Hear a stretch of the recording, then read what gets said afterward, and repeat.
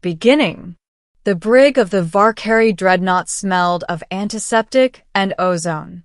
Cold light panels hummed above, casting sharp shadows across the metal floor. Inside the largest containment cell sat Captain Marcus Hale of Earth, his hands cuffed with alien alloys designed to restrain species far stronger than human beings. He looked almost calm, leaning back against the wall, eyes half-lidded. But the guards, the towering, scaled Valkyrie soldiers, kept their rifles trained on him. They'd seen prisoners beg, scream, or try to bargain.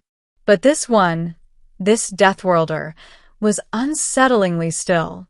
The galaxy had long whispered about Earth.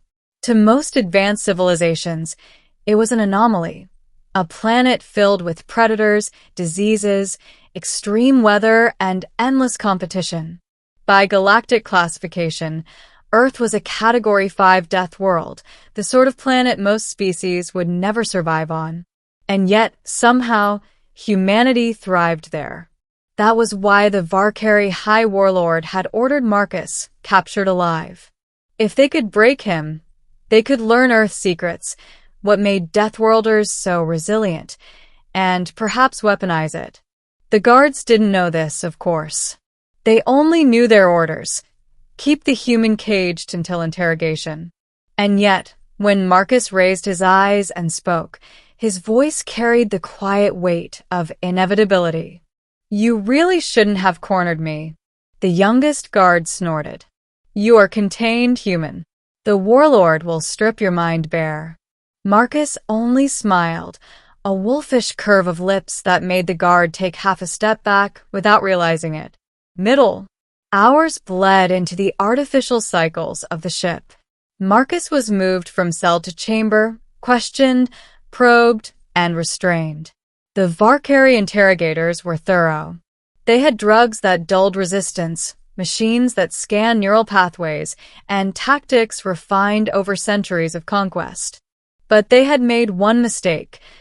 They underestimated what it meant to push a Deathworlder too far. The first signs were subtle. Marcus started mapping the ship in his head.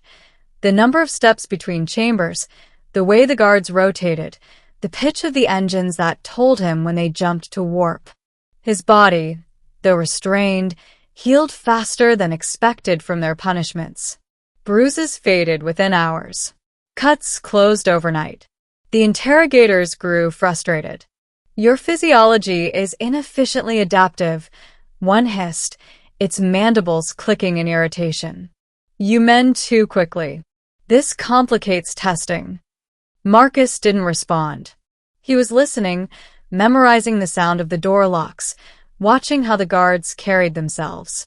He knew patience was his weapon now. By the third cycle, he noticed something else: fear. Not his own, theirs. The guards avoided looking him in the eyes. Interrogators muttered about psychological resistance beyond tolerance. Even restrained, he unsettled them. That was the first crack in their armor. The cornering. It happened on the sixth cycle. Marcus was brought before the High Warlord himself, a hulking Valkyrie twice the size of a man, draped in ceremonial armor carved with the bones of conquered foes. The Warlord leaned forward, claws scraping against the obsidian throne. "Human," he rumbled, "your species clings to a poisonous rock. Yet you resist. You thrive. I would know why. Tell me, and I may grant you a quick death." Marcus chuckled, low and dangerous. "You don't get it, do you? You've dragged a Deathworlder into your den, and you think you've got him cornered. But cornering a human," he leaned forward, chains rattling. "That's the last mistake you'll ever make." The chamber bristled with laughter from the Valkyrie Council. To them, the words of prey meant nothing. But the Warlord's gaze narrowed. There was something in Marcus's tone, in the steadiness of his eyes, that unsettled him. "Break him," the Warlord ordered. And so they tried. They tightened the restraints until blood ran down Marcus's wrists. They subjected him to neural shocks meant to scramble thought. They blasted freezing air through the chamber until even reptilian guards shivered. But each time, Marcus endured. Not because he felt no pain, he felt every jolt, every burn, but because he channeled it. Pain to a Deathworlder was information. Pain meant survival. And when they finally backed him into the smallest cell, restraints bolted into every wall, guards surrounding him with plasma rifles, that was when Marcus snapped. Not into madness, into focus. The guards thought they had cornered him. What they had actually done was given him clarity. Turning point.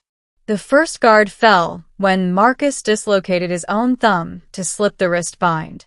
The alien alloy wasn't prepared for a human willing to break his own bones for leverage. With one hand free, Marcus ripped the collar loose, sparks flying. The second guard's rifle discharged into the ceiling as Marcus wrenched it from his claws. The sound of the blast sent chaos through the chamber. By the time reinforcements rushed in, Marcus was already moving, rolling low, using the body of a fallen Valkyrie as a shield, firing short, precise bursts. Humans weren't the strongest or fastest species in the galaxy, but on a death world, they had learned something more valuable: adaptability, improvisation, ruthlessness. He fought not like a soldier bound by rules, but like a predator unleashed. Every surface became a weapon. Every weakness was exploited. One by one, the guards fell. When the smoke cleared, Marcus stood amid the wreckage, bloodied but unbroken, plasma rifle in hand. And the Warlord, who had watched from behind his throne's shield, finally understood the truth. This wasn't prey. This was what happened when prey learned to fight back. Ending. Marcus didn't leave the ship quietly. He stormed through it like a force of nature, freeing other captives, prisoners of conquered worlds who looked at the human with newfound awe. Together, they fought through corridors, disabling engines, sabotaging weapon systems. By the time the ship lurched from hyperspace, crippled and burning, the captives had seized control. The Warlord, dragged before Marcus in chains, hissed in disbelief. How did you do this? You were cornered. Broken. Marcus crouched, meeting the alien's many eyes with a stare that could cut steel. You still don't get it. Cornering a Deathworlder doesn't mean trapping them. It means giving them no way out. And when you give us no way out, he pressed the plasma rifle to the Warlord's chest. We stop holding back. The shot echoed like a thunderclap. When the smoke cleared, Marcus turned to the freed prisoners. We're taking this ship home.